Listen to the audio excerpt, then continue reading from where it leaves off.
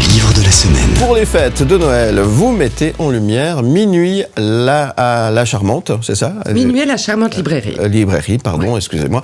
Le dernier opus de Jenny Colgan, comment on dit ? Colgan. Icône britannique de la comédie romantique. Ce 6e volet de la série La Charmante librairie, traduit par les éditions Charleston, illustre à merveille l'art de la grande saga romantique, un genre plébiscité par un large public, notamment féminin. Mais alors, que nous réserve ce nouveau roman ? Que voici, que voilà ? Eh bien, réponse tout de suite avec Charlotte Jacobson. Oui, je voulais mettre à l'honneur ce genre littéraire que je découvre presque en même temps que vous. Oui. Alors, l'histoire assez rocambolesque, je dois dire, de ce Minuit à la Charmante librairie. Carmen est une jeune trentenaire célibataire. Elle tient la librairie McCready dans Victoria Street, l'une des plus authentiques rues d'Édimbourg, en Écosse, très prisée des touristes. Elle est amoureuse d'un Brésilien qui est reparti sur un quiproquo amoureux à des milliers de kilomètres étudier la forêt amazonienne. Elle occupe la chambre au sous-sol de la fastueuse et brillante maison de sa sœur, mais pour combien de temps ? Nul ne le sait. Elle tâche de se dégager un maigre salaire, oui, car être libraire, c'est sexy et sympa, mais pas toujours rentable, en sauvant la librairie du vieux et fantasque McCready. La librairie devient alors le lieu d'un tournage de film ringard pour éviter la faillite. Mais voilà que le bohème propriétaire se met en tête de devenir Shackleton, prépare une expédition coûteuse pour le Grand Nord. Pour cela, il vend sa librairie au diable.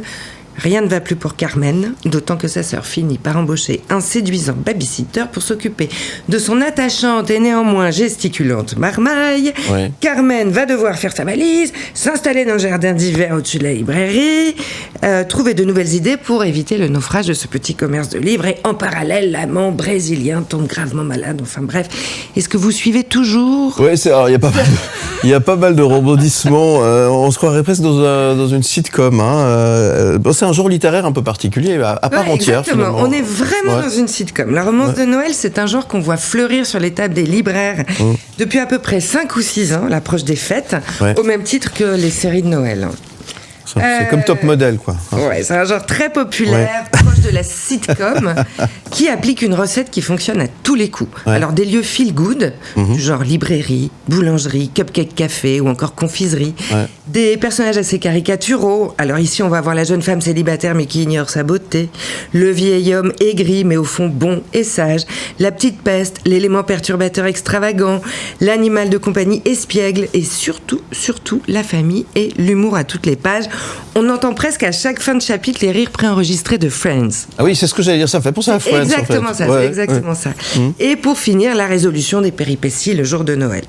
Alors, personnellement, moi, je fais partie des lecteurs qui sont hyper captifs du marketing et les éditeurs mettent le paquet sur ces romances. On a des couvertures hyper travaillées, colorées, parfois brillantes ou gaufrées. L'édition est impeccable. Tout fait envie dans tous les formats. Je découvre qu'il existe même des déclinaisons de ce genre, romance de Noël, version polar, voire érotique. Avec un titre, Noël, mon milliardaire et moi. Mon Dieu.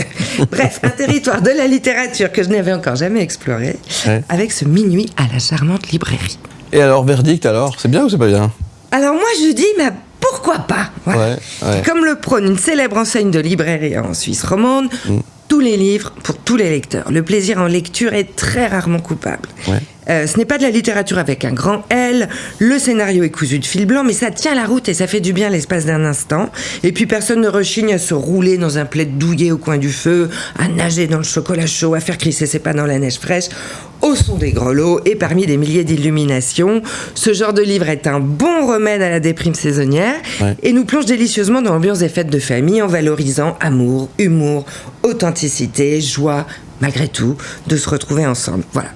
Donc, pour les retardataires, si vous n'avez pas d'idée, rendez-vous dans votre charmante librairie pour offrir un livre quel qu'il soit, car un livre est une lumière qui peut aller de la nuance tamisée, comme celui que je viens de vous présenter, à la nuance éclatante des grands romans qui changent la vie. Ah, c'est joli. Merci beaucoup, Charlotte. Ce bouquin, vous le procurez évidemment. Et puis, l'important, c'est de lire. C'est ça qui est important. Et puis, se faire plaisir en ayant du plaisir à lire. Oui, puis c'est bien fait, c'est bien édité.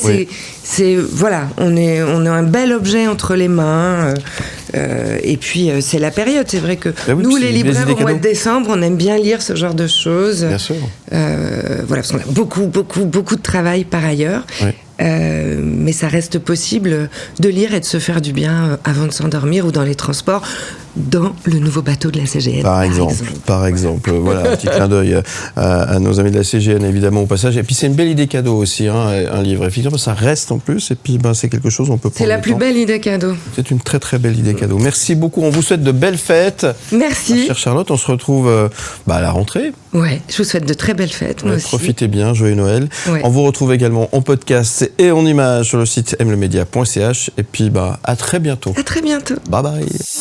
Où tu veux. Comme.